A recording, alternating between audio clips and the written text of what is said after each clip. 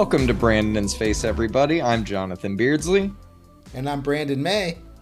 And this is the grand finale to our Album of the Year series. This week we are talking about our favorite releases in the rock genre and all of the subgenres it's composed of. This was by far the most stacked genre of the year, so we have expanded our lists from top fives to top tens.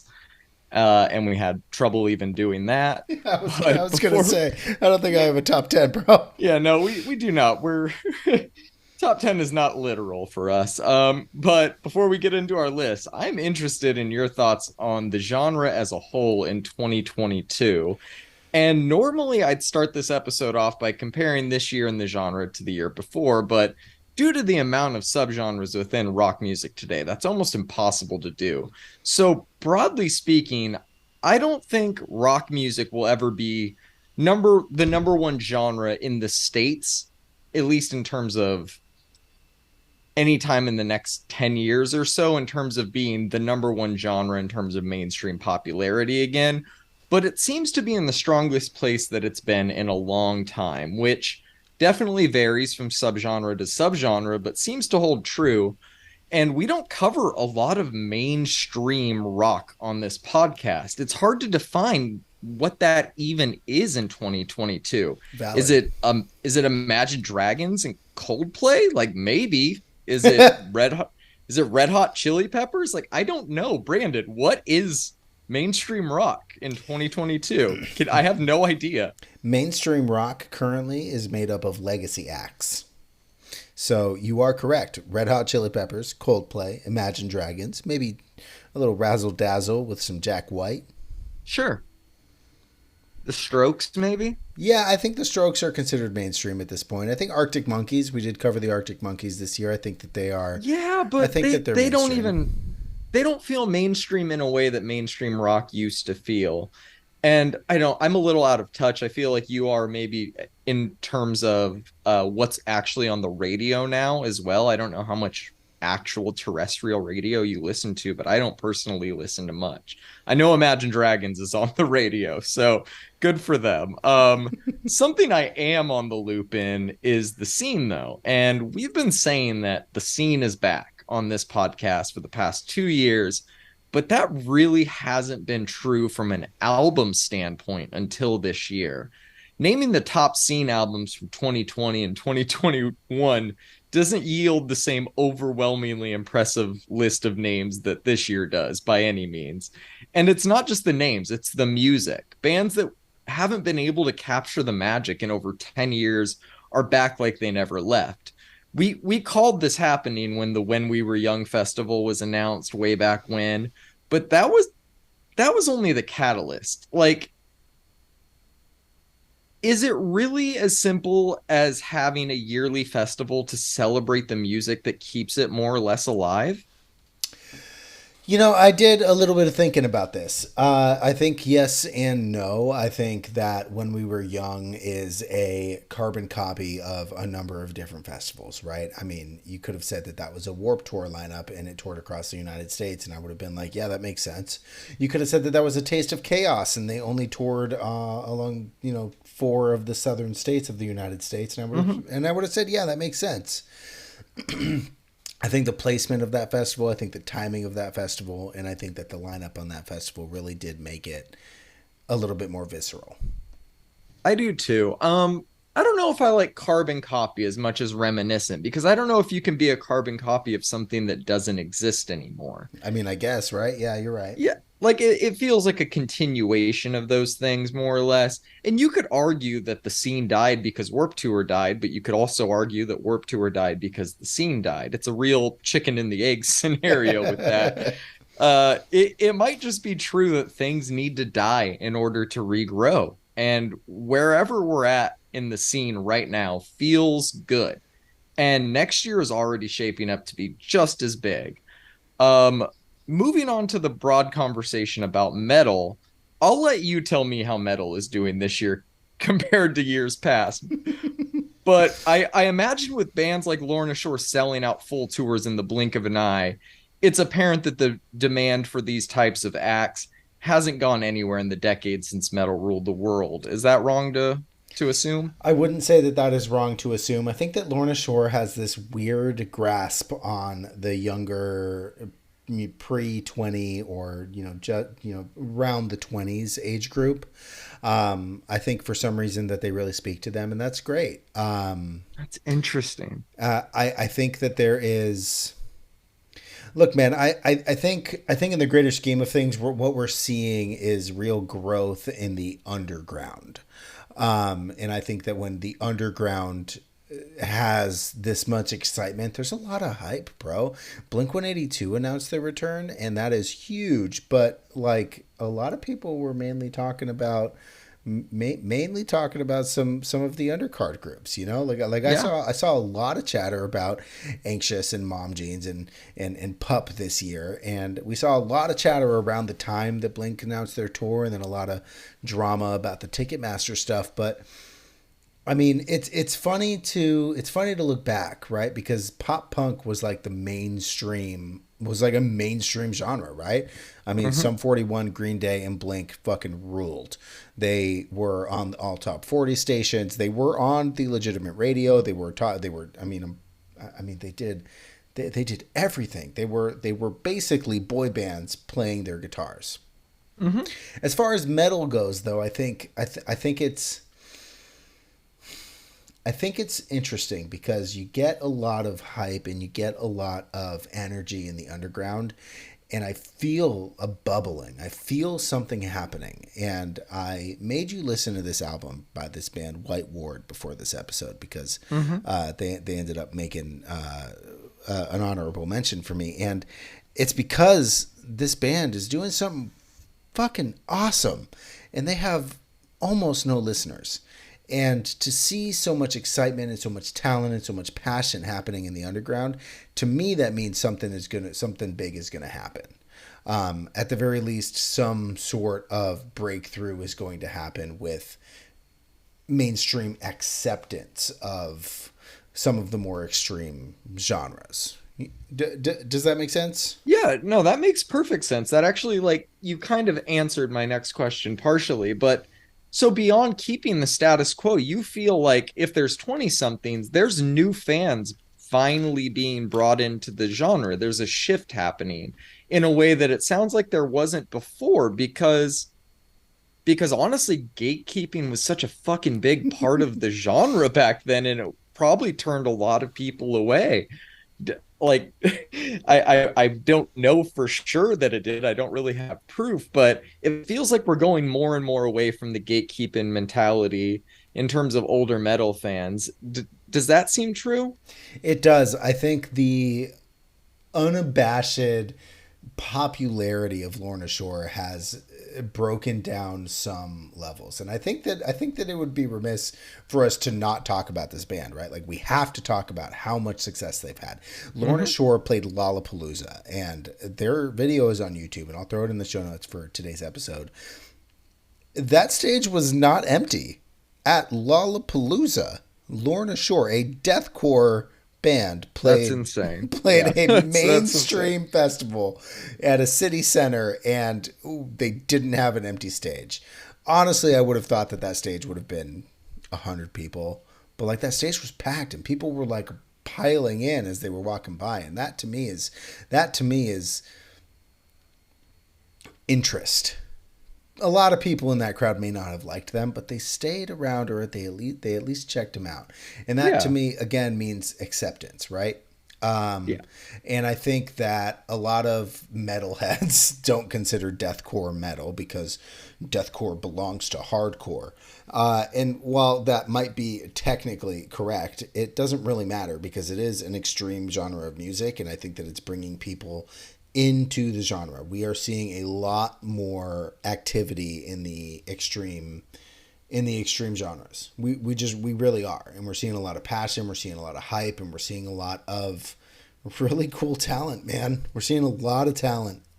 We are, and honestly, with Lord and Shore, I'll never get it, but I think that it's fucking awesome that a lot of people do, and to see them not only get placement on a festival like Lollapalooza, but to actually draw a crowd and have the crowd be into it, despite probably being unlike despite 100% being unlike anything else there, is definitely an achievement within the genre itself. Look, man, I don't think we're ever going to have a Metallica level success or hype around a band you could maybe consider metal again, but I think that guitar music is going to be a little bit more popular than I think we're all ready for. Look, I don't believe that we're going to get that, but like I've said all year, man, there's something flowing from this long dormant volcano of rock music in the form of some sort of renaissance. And I've been saying that word throughout the year because I think that word encapsulates Because exactly. Beyonce's Renaissance is your album of the year. Yes, we know. Nope, nope, nope, nope. Didn't say that. Look, Is man, that a we rock album? Do you want we to talk have about we that right have we have bands that haven't released music in years that are getting back together. I'm looking at you, Yes. My Chemical Romance and Porcupine Tree, and they're getting a ton of hype, man. We have bands that are sub 50,000 listeners, ending up on our lists, and that's huge. We have a ton of Gen Z and young millennials picking up a guitar and making guitar music. Look, man, comparing last year to this year is kind of silly, to be honest. This year blew last year out of the water, in my opinion, but that could just be my own bias. Here's what I do know: when things start to bubble in the underground, we get change. Again, I don't think we'll hear top 40 stations running guitar music for another year or so, but I think it's really going to start to shift this year in what's actually popular. And for this, I'm very excited. I am as well. I think we can leave our state of rock in 2022 conversation here for now, since we are going to touch on a lot more as we share our lists, which are extensive this year. So without further ado, let's get into it, Let's man. do it. We normally try and fail to limit our list to 5 picks. We usually end up somewhere around 6 or 7. We knew pretty well early on this year that we'd need to extend our rock list to 10 to cover all of the amazing music released in 2022, but we have even failed at that since we both ended up going at around 11 or 12. But that is what makes us friends, and that's what makes us podcast partners, Brandon. Yes, sir. All right. First up, we have your number 12 pick, which is the almighty Norma Jean. Death Rattle, Sing for Me. This one was my hardest cut, so let's say it's my number 12 as well. I'm glad you picked it because it deserves all of the accolades. Spearmint Revolt is my favorite metal song this year. As much as I loved it, though, I think you loved it a little more than I did.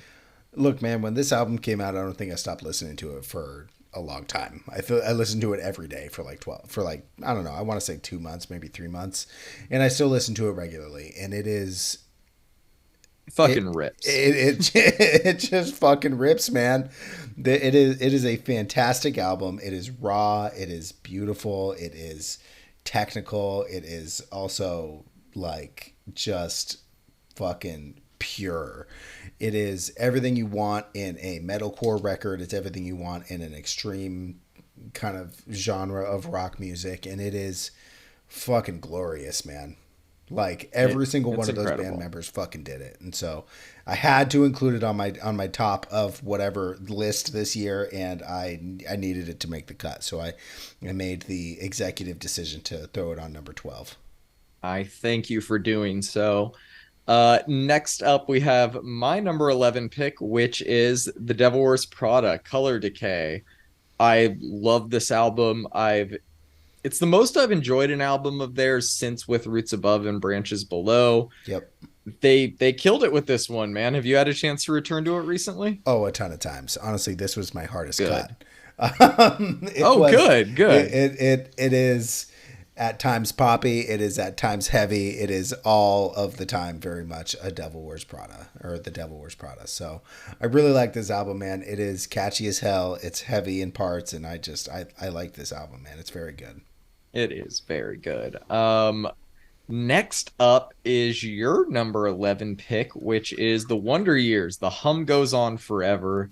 I knew that you really liked this album, but I am surprised to see it make your list over some of your honorable mentions. But after going back to this album, I can see why, man. It is an excellent album from a band that I have not been paying nearly enough attention to recently. Is this one you were lucky enough to grab the vinyl for this year? I did not grab the vinyl for this one this year, although I probably will. I am currently saving up to upgrade my turntable, which means that records Smart. themselves will have to take a back seat. Look, man, I'm a lyrics guy, and I kind of always have been. And the instrumentals on this album, being what they are, is what it is. They're great, but they're not spectacular. You know what I'm saying? The lyrics and the writing and the way that they're delivered for me just hit me right in my heart. Like this is a great album from a band that I haven't been paying enough attention to over the past apparently decade. So this album inspired me to go back and listen to a lot of their music, and I really like this record, and I needed to throw the Wonder Years a little bit of props. I think they deserve it. Yeah. Next up is my number 11 pick, which is Under Oath Voyeurist. I don't think I need to explain why this one is on my list. It's Under Oath. They fucking rule. This album is awesome. It's got Spencer screaming the word fuck on it, which would Yes. blow 18-year-old me's mind away. What about you? Are you still enjoying this one? That chant on Hallelujah is Incredible. It's just so good, man. This is fucking hell. This is fucking hell. And then we get that, what is that, like an 8-minute progressive metalcore masterpiece at the end of that record. Yep. Woo-wee, Beautiful. man. Fucking incredible. Yeah, this is a good record, man. It didn't make my top of the list, but I did come back to it quite a bit. And like all of the other lists that we've done this year, I judged based on how often I came back to it and how often I re-listened to it and how it hit me emotionally. And while this one did make it, I did come back to it. I didn't come back to it quite as often as I maybe even wanted to. You know what I'm saying? Yeah, yeah. I found myself having that same problem quite a bit this year. I think you'll notice that with me a lot more in our honorable mentions. We're going to jump around a little bit here. If our listeners get confused at all, we'll do a recap at the end just so you guys know the order that our lists were in. But next up is going to be my number 2 pick and your number 10 pick, which is Mom Jean's Sweet Tooth. And I was going to table this one to talk about later, but fuck it. Let's just talk about it now. You introduced me to this band late last year, and I liked a few of the singles, but had no idea they would become one of my new favorite bands and that this would become one of my albums of the year. I connected with this album on levels I wasn't anticipating. It's definitely the definition of a no skips for me. I might have given it a 9 when this one came out. It's unquestionably a 10 for me. Where would you rank this one now? I think it's a 9.5, man. You know what? Fuck it. It is the highest of the 9s. It is a great album, man. We listen to it constantly in the house. I've turned my wife onto it. That so sometimes we'll just go onto Mom Jeans and just hit shuffle, and it fills our house pretty much constantly. I'm so glad that this is your number 2, man, and I'm so glad that you like this band so much. I found them a couple of years ago alongside another band that I really enjoy, and this album was great. It was everything I wanted from a Mom Jeans record, and I think it might be my favorite of the Mom Jeans of their discography. I really like Best Bud, but I think that this one really, really hit it out of the park, man. Interesting. I'm going to have to listen to them all back to back to back and see how I kind of rank them. Yeah, I absolutely love this. This was my number 1 until I did the re-listen before like locking in my picks, I think in November. And what became my number 1, I was not expecting at all, but I will stand by it. All right. Next up, we have your number 9 pick, which is Kardashev, Liminal Right. You made some last minute changes and put this one in your top 10. So tell me what it is that instigated that change. Honestly, the amount of times that I kept going back to it and the amount of times that I listened to this album front to back and then started it over. Fair. One thing that I may not have mentioned during my review, and I didn't go back to my review, so maybe I did, but this is a concept album about a man who has Alzheimer's and goes back to his home where he may have mistreated his wife, and the lyrics are emotional. The writing of the instrumentals is kind of perfectly. It just perfectly accompanies these lyrics along this story, and by God, man, I really like this album. I know you weren't super hot on this album, and that's okay. It really isn't for everybody. It's got a little bit of death metal, a little bit of shoegaze, a little bit of weirdness, a little bit of heavy, a little bit of soft, and I really really enjoyed this album, and I needed to. I did make a couple of last minute changes just a couple of days ago after we had finalized our Mm-hmm. list. I think like a month ago or so. Yeah, yeah. And I needed to put it on there. For the record, though, when we finalized our list a month ago, I did say this list is subject to change at any given moment. So Yes, I was anticipating you making some changes. I didn't have anything locked in. I kind of type up my like notes for each album and then like a few days before I'll order them in the way that we're going to talk about them. So it doesn't really cause me too much trouble when you make changes. perfect. All right, next up is actually so touching back on that one, I kind of forgot to say something about it. I had forgotten about this album entirely until you put it on your list. I didn't revisit the whole thing, but I skimmed it again to refresh myself, and I'm glad you threw it on. It's definitely worthy of a spot. Some incredible music on that Kardashev album. There's some really neat moments, man. I think you should revisit it as a whole next time you're feeling like you want some heavy music, and I think it might surprise you. I will take that into account, man. Next up is my number 9 pick, which is Sleeping with Sirens, Complete Collapse. I'm as surprised to see this album on my list as you are, considering some of the other albums that were released this year within other subgenres of rock. But as my list has shown so far and will continue to show, I am still just a big scene kid at heart. This album is not perfect, but I think it's fucking great. Is this one still a little too recent for you, or what? I really like this album, man. I've been showing my wife a little bit of it, and she's been digging it. That track with Spencer Chamberlain Ooh, is it's a special, good man. one. Is I love special. that. Yeah, it's a great album. I'm glad it made your list, man. I really like this one. What made it make your what is it? What is this? Your number 9? Yeah, Number it's my 8? number 9. It cracked my top 10. I mean, I feel like kind of my I don't know. I feel like maybe my like 6 through 12 could be in any order, really, Yeah, you know? yeah. I Like feel it you, really man. doesn't get as locked in until the top half. All right, let me see here.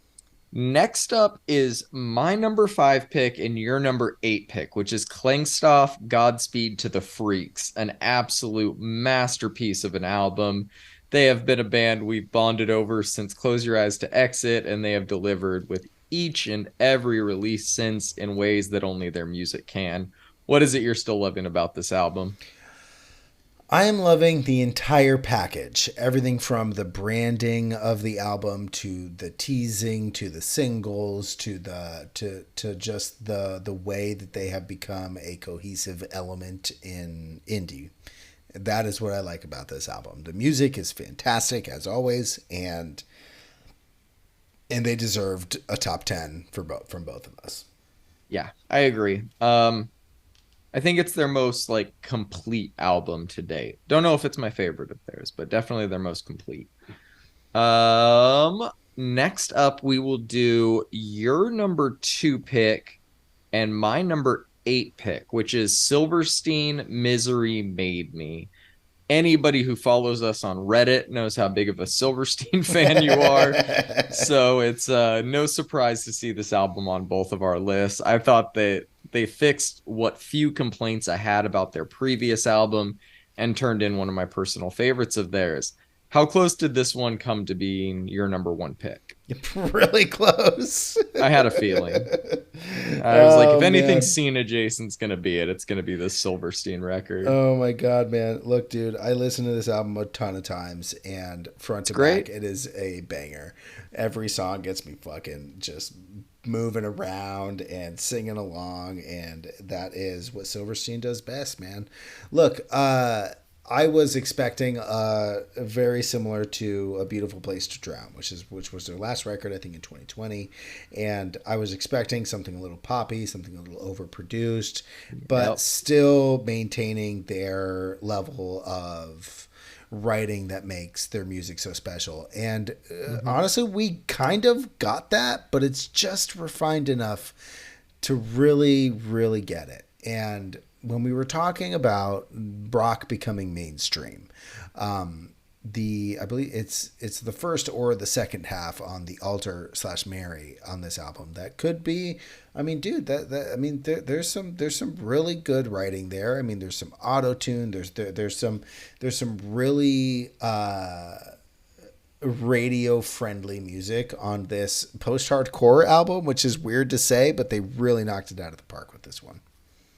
Yeah, I don't get why songs like that can't be on the radio, or like fucking Riptide from Beartooth. That song's so fucking catchy. Like, yeah, it's Right. heavy, but it's catchy as fuck. Right.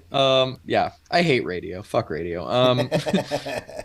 All right. Anything else you want to say about the Silverstein album before we move on? There's nothing else I really need to say that I haven't already said, but I did think I rated it a 9, but I don't skip any of these songs, and I've come back to this album a number of times, so I think this is an easy 10 for me, man. Man, I think It's Over and Ultraviolet are up there with their like that those should go on their best of when they're done. Ultraviolet is such an earworm, man. They're- It gets Dude, stuck in my head for days, you the know? acoustic closer, it's a great album. Everyone check that album out. All right. Next up is my number 3 pick and your number 6 pick, which is Armor for Sleep's The Rain Museum.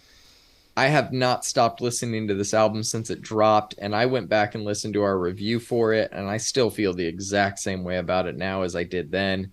It is fucking incredible. It's got everything I loved about their old music taken to new heights. I absolutely love it. You were smart enough to grab this one on vinyl. How great does it sound on there? It sounds really good, man. It's a really good pressing, and it's funny. I just showed you. We got Car Underwater. Or no, I'm sorry. What to do when you are dead? What to do when you're dead. On vinyl also. And every time I listen to either one of them, I want to put the other one on, and that is just how consistent this band can be. Even with how many years did they take a break for? 10 years or whatever. Fuck it. Too long. They can stay that consistent with their music. Like the What to Do When You Are Dead reminds me, oh shit, Rain Museum came out. And then when I listen to Rain Museum, I'm like, oh, well, they have other music. I'm going to go listen to that. It is fantastic. This is a fantastic album. And I didn't go back and re-listen to our review, but I agree with everything that I said because none of my opinions have changed. They've only maybe gotten stronger. Did they press Dream to Make Believe? It's possible. It's possible. I need to get that one. I haven't looked into that. My Town is a fucking jam. Love that song. Almost every single one of their songs is a fucking banger, man. And this album is no exception. I don't love their third album, although Williamsburg was a bit catchy. We'll revisit the third album of Armor for Sleep another day when we get into like the lost third albums of Chiodos and those bands. Next up is my number 7 pick, which is State Champs, Kings of the New Age. When we reviewed this album, we said it was a to the point, no frills pop punk album, and I think how easy it is to pop in and out of like this album is what put it so high on my list. Like it's so casual. I might think some albums beneath it are better works of art, but I have a good time every time I revisit this album or whenever it shuffles on. I might have underrated this one when we reviewed it, but I'm making up for it with this selection. Do you think this album was slept on a little bit due to the amount of great pop punk and pop punk adjacent music that came out this year? I do actually, and I think that it was unearned for this album to get slept on. State Champs has been one of those bands that, judging by the research that I've done, has kept this genre alive for the past decade that it's been dead or whatever you want to call it. Definitely one of them, yeah. And they've been one of the bands that have been like, all right, let's continue to make this music even though there's not an actual market for it. And this album was great. It made my honorable mentions. If I didn't write it down, then I'm sure. Jesus Christ, my honorable mentions list is way too long. We'll get there.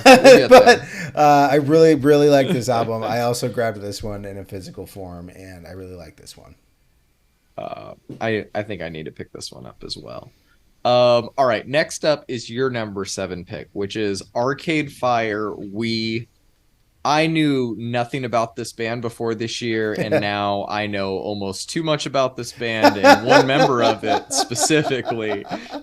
But We're not gonna, allegations. yeah, we're not gonna talk about when.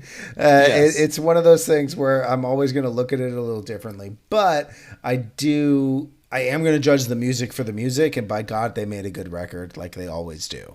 I've never really understood the hate that they got for Everything Now, which is a neo disco record.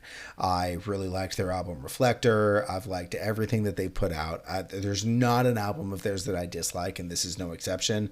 My wife and I were emotional watching the live stream of theirs from Coachella, their surprise set It was a good that they set. did. It was very good. This band I think will always mean something to me, and as sharp of a dagger as everything that happened was this year, the music itself still speaks to me. And in my opinion, those emotions that the music elicits are mine, and I'm gonna hold on to those. Hey man, allegations aside, I thought this album was good as well. Yep.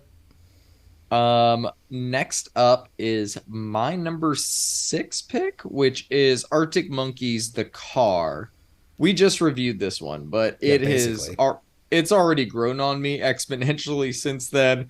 I definitely find something new I like about it every time I listen to it, which is a testament to not only its greatness, but its depth.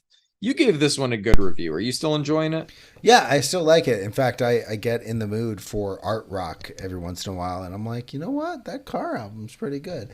I actually think I like Tranquility Base a little better than the Car, but I really did like this record, and I think every time I want to hear the Arctic Monkeys, it's not something that I'm going to skip. Whose album art's more literal? The Arctic Monkeys' The Car or Pierce the Veil's Jaws of Life? Pierce the Veil, Jaws of Life. I think that the Arctic Monkeys album is a little bit more layered than anybody really wants to get into. All right, fair enough, man. Next up is your number 5 pick, which is Interpol's The Other Side of Make Believe. I don't return to this album as much as I return to the singles from it, but it's a very good album. Tell me what about it made it crack your top 5 this year? Literally fucking everything, John. This album is so good. The only thing we're missing is like some of the heavy, some, well, I don't want to say heavy, some of the more intricate bass lines that we got from pre Our Love to Admire Interpol. But that aside, this is a beautiful Interpol record. Paul Banks shows a lot of range on the vocals, and I just love this fucking band, man. Hey, man, you're not going to get an argument from me there. I've I know. enjoyed a lot of these songs as well. Um, okay, next up is my number 4 pick, which is LS Dune's Past Lives. Easily the biggest and best surprise to happen in rock music this year, as far as I'm concerned. The singles were great. The album lived up to the hype. The whole band is excellent, but Anthony Green is unreal. Where's this one for you? Like top 20? Oh, most definitely top 20, probably top like 16. This album was really good, man. I love that it's a super group. My brother-in-law, who we've had as a guest on our podcast this year, actually was lucky enough to go see them, and said that they really did bring it. That's And awesome. yeah, I'm a fan of Anthony Green.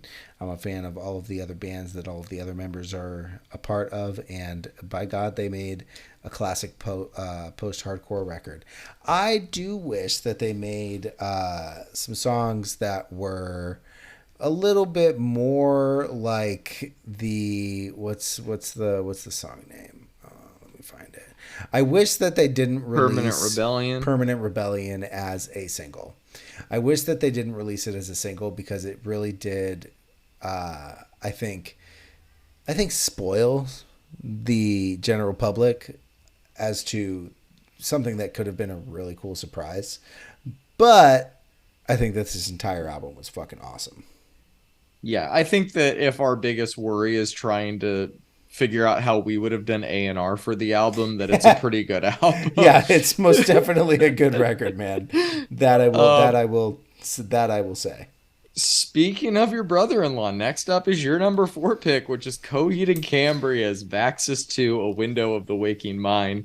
I was hoping you'd pick this album for a few reasons. First, so Logan does not hate us. And second, because it's great. And I was happy to revisit it for the podcast. And what a revisit it was, man. We all had different songs when we reviewed it I as like loved our that. standout. Yeah. And that's because any song on here could arguably be the best song on it Just because pick they're one. all great. Yeah, but my favorites are still The Liars Club and Comatose, and I recommend anyone who's a fan of Coheed or interested in learning more about them go check out that episode that we reviewed this album on. Friend of the family and podcast, Logan not only broke down the new album with us, but gave us a detailed breakdown of all things Coheed. It was a really fun chat. What was it about this album that like really broke it for you? Did this make you more than a casual Coheed fan?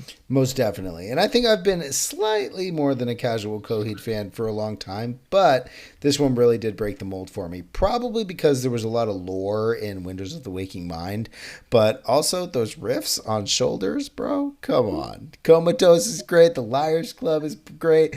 There's so much to like about this album that it's like, why would I not? I gave it a 10 on that episode, and I actually maybe attributed that to maybe recency bias or Logan was listening to me, but at the same time, bro, I like really judged this again, and I don't think I'd change the score. There is nothing I dislike about this record. It is poppy, it is heavy, it is riffy, it is progressive, it is concept, it is a sci-fi concept, it is just everything. There is not what's there not to like, bro? Like it's everything. It is so good. No And arguments from me. like there was nowhere else to put it for me. And this number is sitting at my number 4 is I think very comfortable for me this year. I love it. Next up is your number 3 pick, which is Spoon Lucifer on the Sofa, because of course it is. This album fucking rocks, man. All of their albums do. They always kill it, and this is no exception. Did they top Hot Thoughts? I don't know, but I I'm having a great time trying to figure it out. And did you end up getting this one on vinyl? If so, sure did. jealous. Listen to it all the Yeah, time. yeah, very jealous. How are you liking this one still, other than very much, obviously? Very much. In fact, I introduced my mother-in-law to this album, and That's right. she listens to Spoon every day now, which is fucking awesome. Yeah, What man, a sentence. I love this album. It had no business being as good as it was. When I saw that Spoon was releasing a new album, I was like, hey, that's pretty cool. I wonder what they're gonna do. Hot Thoughts was really cool. I remember being like super casual about it, and then hearing the album for the first time, and then being like, wait a second, did they just do it? Like, did they just do this? They did the thing. Yep. It is so good. It is, and I think it's gotten a lot of praise, but I still, for some reason, think it's underrated. This is a fantastic record. I'll agree with you there. Although I think I have seen it on a few year-end lists, so maybe people have come around more than we've realized. Maybe. Um, Next up is my number 1 pick for rock album of the year, which is Destroy, Rebuild Until God Shows, aka Drugs, with their semi self-titled album Destroy, Rebuild. Like I said earlier, I'm still a big scene kid at heart. Getting to hear new albums with Craig Owens and Anthony Green this year, and for both of those albums to make my top 10 just brought my whole life and taste full circle. This music has gone from being nostalgic to me to being new and interesting to me again. And I think a lot of that is thanks to this album. It's a masterpiece from the ground up. No skips, no bad moments. All of the vocals are sharp and dynamic. The music is appropriately heavy. There's nothing more to say other than go listen to the way Craig Owens sings the word satellite and have fun on the way back down, man. I've I've tried to match that pitch in the car. It doesn't work. Yeah, you I don't can't. think many people can. Is there anything left to say about this album, man? I don't know. I love it. This is a 10. It's my album of the year for rock. What are your thoughts on it? It's so good, dude. This was, aside from the Devil Wears Prada, this was my second hardest cut, man. This would easily have been number 13, 14. Sure, yeah. This is Craig Owens at his absolute best, and just killing it. I loved this record, man. I'm glad you liked it so much. I was so excited to see this at the top of your list. I was like, hell yeah. Like, Yeah, dude, man, it was a surprise to me as well when I went back and I was like, God damn, this is definitely my favorite. But let's talk about your favorite. Your number one pick for rock album of the year is Porcupine Tree's Closure Continuation. What was it about this album that solidified it as your number one pick? um, I think what really solidified it is every Chimera's time, Wreck. well, that, but also every time I went to go put on a record this year, I would think, I want to listen to some rock music. And then my hand would just gravitate towards Porcupine Tree. And, and then I would sit there and just forget everything else I was doing, man. It would just suck me in, and it still does. And I love this record, man. It was way more than I expected it to be. I kind of knew upon release that it was going to be in my top 10. Like, I kind of knew that going in. Like, I said that when we reviewed it, they had the 2 bonus songs on the back end, and I said the only reason why this isn't a 10 is because these songs are on there. But those ended up being bonus songs, so this is clearly for me a 10 out of 10. It is a no skip from the very opening with that bass solo on Harridan all the way through the 9-minute fucking epic of Chimera's Wreck. This album delivered again and again and again and again. This is a beautiful album with fantastic lyrics and just masterful instrumentation. It is my album of the year. I love it, man. That was beautiful. I enjoyed this album not quite as much as you, but I like that our lists for rock have more individuality than a few other genres did for us this year. Both of our number one picks for rock weren't even on each other's lists. I know, I noticed that too. I think this is the only genre this year that happened with, which says a lot about how strong rock was in 2022 for us. Man, thank you for sharing what made every album on your list special. We have a fuckload of honorable mentions to get to, but before we do, let's do a quick recap since this one might have been a little confusing and hard to follow. My top 10 my top 11 from 11 to 1: Devil Wears Prada, Under Oath, Sleeping with Sirens, Silverstein, State Champs, Arctic Monkeys, Klangstoff, LS Dunes, Armor for Sleep, Mom Jeans, and Destroy Rebuild Until God Shows. Brandon's top 12, starting with 12: Norma Jean, The Wonder Years, Mom Jeans, Kardashev, Klangstoff, Arcade Fire, Armor for Sleep, Interpol, Coheed and Cambria, Spoon, Silverstein, and Porcupine Tree. I think this is the least overlap we had for any genre this year, and that should be no surprise considering how many great releases there were. But there's a few albums that I was absolutely shocked did not make your list, but they're in our honorable mentions. So I can ask about those as they come up. Let's get into those. We'll just run through these in alphabetical order. First up, Alt J. I have not been able to circle back to this one since we reviewed it, but I remember it being good. Tell me what you enjoyed about it, since this was originally your number 12 pick. This was my number 12 pick, and I bumped it because I needed to throw Kardashev on there, and I ended up really thinking about my list. Look, man, this is a fantastic album. It's very good. It is an Alt J record with a little bit more art, if you can imagine. And I really liked this one, man. It was good. It was good, and I do own the record, and we play it pretty constantly. I think we have all of Alt J's discography on vinyl because my household is a large fan of this band. And yeah, I really like this one, and I was kind of like, before I sent that email to you, I was like, am I sure? And then I put on both albums, and I was like, well, yep, nope, I'm sure. So yep. Oh yeah, no, all of these are honorable mentions because we tested them all, but they were still hard to cut. Speaking of hard to cut, next up, Anxious, Little Green House. I was shocked to see this one not make your list because I know how much you enjoyed it. I was shocked to see this one not make your list. Dude, since you showed me them, I've seen more and more people in my friend and social media circles talking about them. So they're clearly catching on, man. Good for them. Yeah, they're doing something, and I think when we had originally reviewed them, they were at something like 22,000 monthly listeners. I think they're far higher than that now.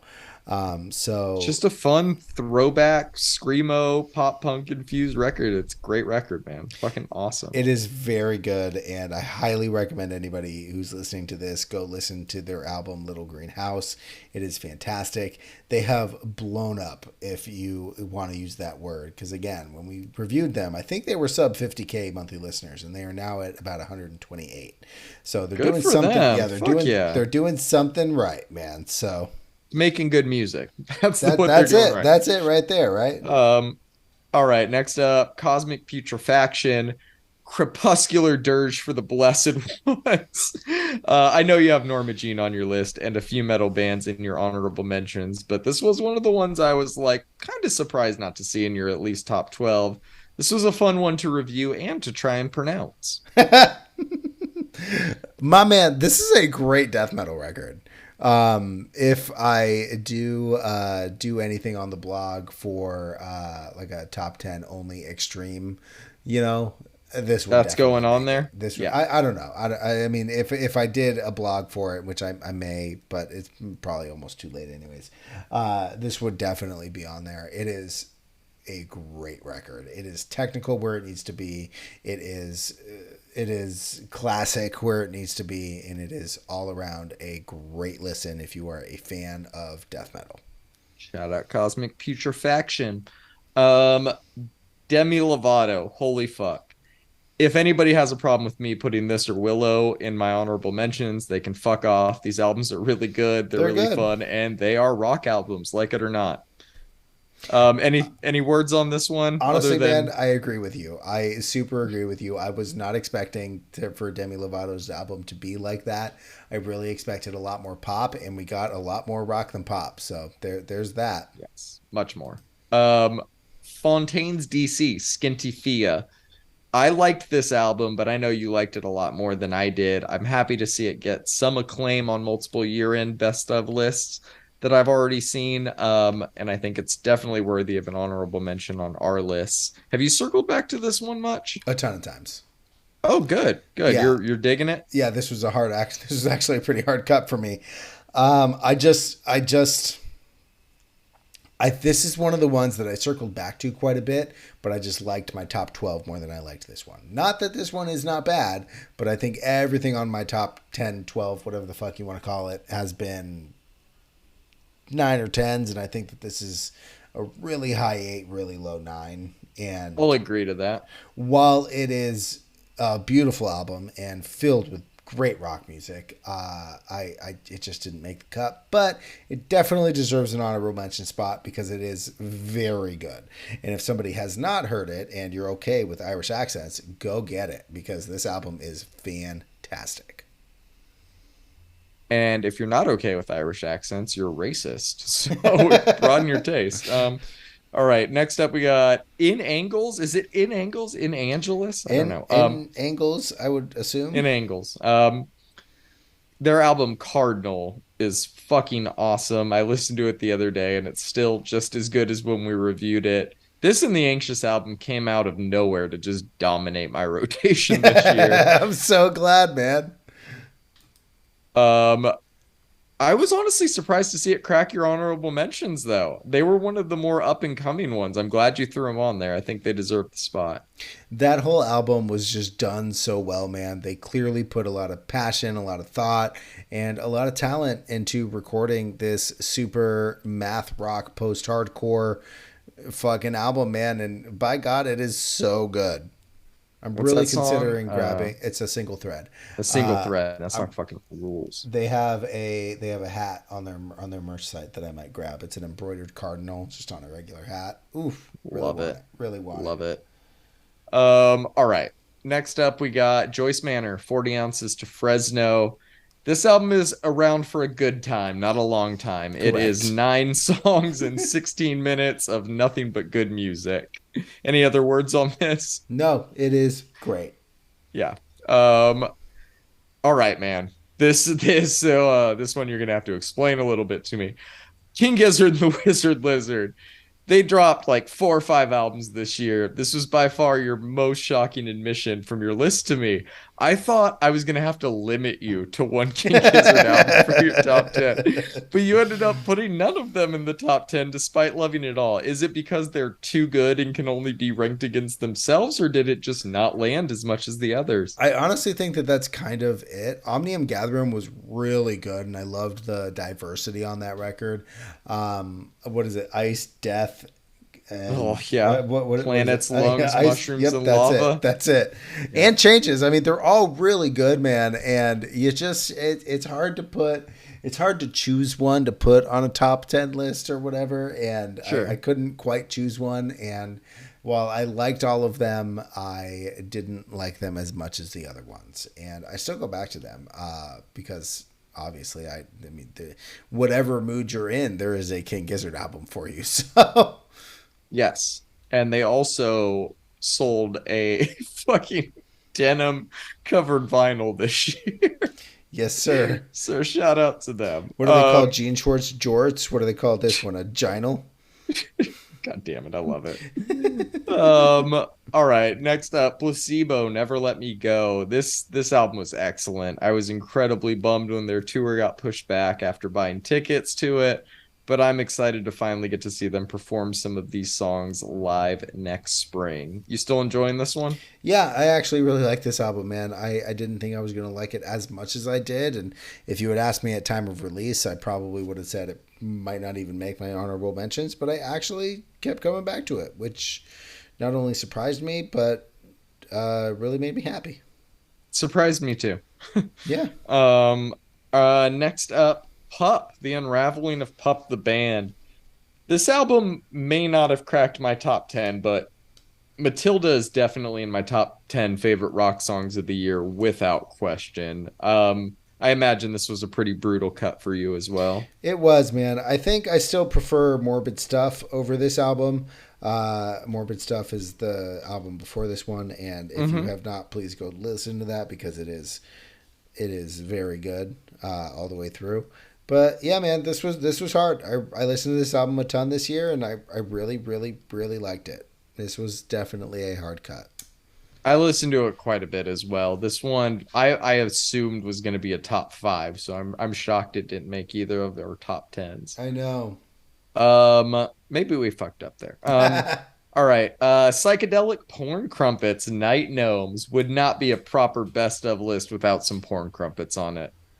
The Crumpets came back again with a fucking glorious album, and by God, man, this is the one maybe I fucked up with because I did listen to a lot. I did listen to this album a lot, and if for anything, album title of the year goes to the Psychedelic Porn Crumpets for Night Gnomes. I do I'm not want to pretty meet a sure night gnome. they also probably won song title of the year for any number of song Yeah, titles yeah, of this fucking album. roll the dice, randomly pick one. I'm sure it's Yeah, great. exactly. Psychroptic, Divine Council. Is this one of the extreme metal albums you've been falling asleep to? Kind of. Your Yeah, poor man. wife, man. No, I mainly listen to it in earphones. But honestly, Good. dude, I bought this CD. If I liked their album art more, I'd probably buy a shirt. They are very good. I listen to this one in the car when I need to drive fast, and it is melodic death metal, right? There's just no question what it is. There's no, hey, I'm gonna saddle this genre while also saddling this genre. Nope, they make melodic death metal, and they are very good at it. And they happen to be from Australia, which apparently I love. So You do. You really do. All right. Next up, The Smile, a light for attracting attention. I'm This, so surprised this did not make your list. I'm hey just man, so surprised. The Smoke is a great song with perhaps my favorite bass line of the year. However, I think this is a very good but not quite great album. There you go. All right, super fair. Um, Soccer Mommy, Sometimes Forever, man. Her and Biba Doobie are bound to crack our top 10 one year if they just keep putting out phenomenal albums like this. For Did you real. pick this one up on vinyl? I can't I remember. did. I actually That's this right. is this Okay. is the prettiest vinyl I think I might own. I picked up Wow. the bone coloring of it, and God does Oh, it go so well love with Bone White. the album color, the album cover, and it's so pretty, man. This album is pretty too, man. Yeah, I was gonna Shotgun's say it's great. also a great album. Oh yeah, no, this album gets a ton of plays in our house. I think this is my Sunday morning go to as we start chores. It's a way to ramp up, and it's a way to calm down also, you know? Yeah, yeah, that's well put. All right, man. Another tough one for me. Tiny Moving Parts self-titled album. This this Yeah, was one I was surprised that wasn't on your list. yeah. Definitely one of the most underrated albums of the year, in my opinion. They do everything so well, and the album art for this one is terrific. In fact, I think I'm going to throw it on as soon as we're done here. It's a very good album. I really enjoy this one. I was shocked it wasn't on my list too, man. All right, let's talk about it. White Ward, False Light. I did check this one out, but I have not spent much time with it. But I do want to know what about it has kept it under your radar rotation. By God, I can't stop listening to this. Like it I is can tell. It is. You text me. When I first discovered it, it was an everyday thing. Now it's a twice a week thing, but it's still a consistent twice a week thing. There's a guy that I have to talk to for work, and him and I we connected. We're metalheads. We're both metalheads. He's more on the doom metal side of things. I'm more obviously not on that side of things, even though I like some doom. But today I recommended White Ward to him, and I think he's really going to like it. Leviathan has to be one of the best album openers in metal It's a all great year. song. All Fucking year. awesome song. Incredible opener to that album. I was blown away by that one. When did this come out? This came out or definitely this year. Let me see here. Did you just find out about it late, or was it I on your found like out about slow it late. week? Somebody posted about Gotcha. it, Okay. and I listened to an older song of theirs, and then realized I think it was called "Love Exchange Failure" is the song that I listened Is to. that the one you text me? I think it was. Yeah, yeah. Um, Because it was off an older album of theirs, not False Light. yeah, this one came out April 29th, 2022. Oh, okay. So it's been around for a while. Yep. Yeah. Went under our radar. We need It to dig one deeper next year, man. Most definitely, because I was, as soon as I heard their music, I was like, oh, this is black metal. Oh, wait, there's saxophone. Oh, wait, it's weird. I was like, this is, shut With up, the shut the weird door, being it's all the done. real. Oh man, I could just tell you being the Vince McMahon meme of all of those things. Right, like I was Uh, like, damn, bro. I think you should revisit it. I think you should I sit will. down with some headphones and spend the hour if you can have it. Even in like time apparently doesn't really exist nowadays, but if you have an hour and and you want some extreme, throw it on. It is fantastic. I will do so, man. Honestly, if Um, I had had more time with it, it maybe might have even cracked my top 10. Damn. Okay. Okay. I'll definitely revisit it, man. Um, all right. I only got one more honorable mention here, which is Willow Coping Mechanism. She's released two albums since transitioning to more of a rock heavy sound, and she continues to get better at a rate that most gatekeepers will be afraid to accept. I wouldn't put it past her to put out a full death metal album at some point just to do it. But we'll see. She could completely zag out of the genre from here and succeed elsewhere. But I hope she sticks around because I think she is pretty good at it. Any thoughts on this one? You know, it wouldn't be the first time that a pop rock artist put out some death metal music. Who was the last one? Well, I don't know about the last one, but in 1998 there was a very famous album called 1459 by a little band called Sugar Ray. And if you have not listened to that entire album, which I highly doubt a lot of people have, go ahead and just play the intro to that album and tell me tell me that that's what you were expecting. Look, man, I really liked this album. I am honestly kind of surprised it didn't Did make you your just top. drop that Mark McGrath is a death metal singer too? I'm telling you, go listen to the I'm gonna intro of what? 1459. Clearly, you've never heard it, so We're go gonna have to listen start to a it. podcast called 1459 that's just a full Just, retrospective of all things Mark McGrath. just go do it. So It's when you started hosting the VH1 shows, what was that like, man? Look, man. I will. I'll go check it out. Willow's album this year was good. I am always going to be apprehensive of her music for some reason, and we've talked about that at length. But honestly, there were some bangers on her album, so I can't really deny it. There were. Any other honorable mentions or EPs you want to talk about before we move on to worst or most anticipated? Look, man, I think I'm good. I think we've talked to death about this genre, to be completely honest with you. There was a lot of rock this Oh, year, buddy, and we have not. We have not. there was a lot of music this year that we really liked, and there was a lot of music that was pretty bad. But there was so much rock music this year that when somebody tells me rock is dead, I just laugh in their face, and I'm like, have you ever heard of a little band called Psychedelic Porn Crumpets? Because you Yeah. definitely haven't if you're saying that rock is dead. So Yeah. Because there's albums that aren't on our worst of that aren't gonna make any of our honorable mentions. Like fucking Viagra Boys, Boston Manor, Jack White dropped two albums so this many, year. right? There's fucking Klangstoff EP, Driveways EP, The Hire is back. Check all of that shit out. But yeah, it was a great year in rock. Rock is not dead. Some albums that might make you think rock is dead though. Uh, we can talk about right now. So let's move on to our worst of the year, which we thankfully don't have many nominees in this category this year, which says a lot about the overall quality of the genre, considering how much of it we covered. But we do have a couple of bad albums. First, probably the most obvious, Machine Gun Kelly's Mainstream Sellout. I This is forgot that happened. one of the worst attempts at a pop punk album I've ever heard.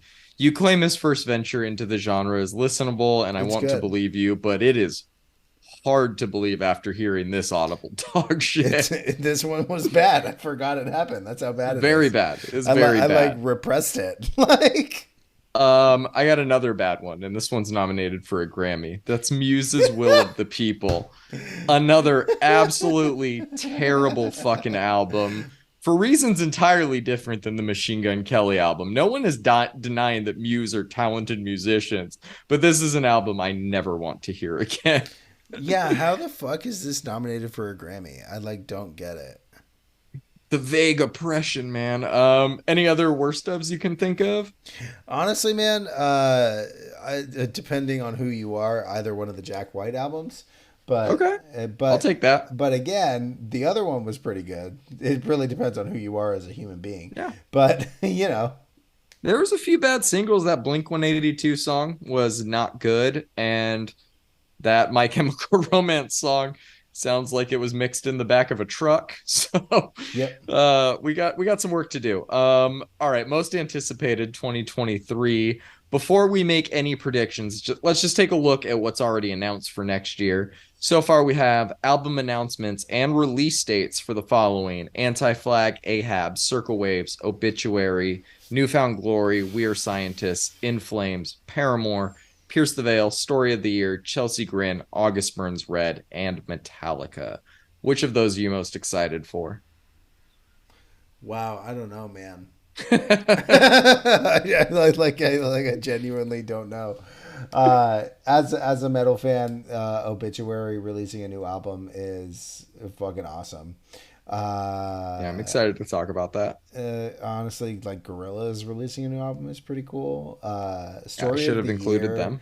is going to be great. Paramore, Pierce the Veil, like fucking Paramore, Pierce. I mean, they're all that really first great, Chelsea man. Grin album was pretty good this year. This Honestly, one could be. honestly, the Chelsea Grin album surprised me too. So maybe the new one's gonna be as good or better. I don't know, man. It's gonna be a fun year, and I think we're gonna see guitar music rule the world again one day. Maybe not this year, Anyone maybe not next year, but maybe the year after. anyone not announced that you hope releases an album? Um, Can I say Porcupine Tree? I'm just kidding. Of course. I'm kind of hoping for King Cruel. It's only been like 2 years. There you go. There you go. Yeah, I think that Is Tame Impala rock? Tame Impala, I think, would definitely be considered rock. Look, Yeah, it's man, indie. I really hope that King Gizzard releases a new album. Oh, you goddamn know King Gizzard's gonna release it's it. been way too long, and we deserve it. We deserve a new one. King Gizzard and Coda the Friend collab album. I'm gonna throw a couple post punks out there because I have been a fan of that genre over the last couple of years, and I think it's time that I revisit some of these. Proto Martyr needs to be releasing a new album. Okay. If not this year, then fucking soon. And then I know Idols just released, but I'd love another Idols. My Chemical Romance, I really hope we get another one from, like a new album from. So we'll see. Anything else you want to talk about before we get out of here? Guitar music is not dead. All right, I'm done. All right, everybody, that does it for us this week. We hope you all enjoyed this episode and the rest of our Album of the Year series. We have been doing this podcast for about 2 years now, I think about a year publicly, but have only been promoting it for the last year or so. We didn't know what to expect when we started putting these episodes out, but we've been pleasantly surprised and thankful for all of the engagement from other music fans out there and even a few artists we've covered as well. It really means a lot to us. We have covered a lot of music this year, and I hope we cover even more of it next year. I always look forward to our weekly conversations, and we can't wait to do this all again next week when we will be discussing our favorite releases from the month of December. Hope you all join us then. Peace. Peace.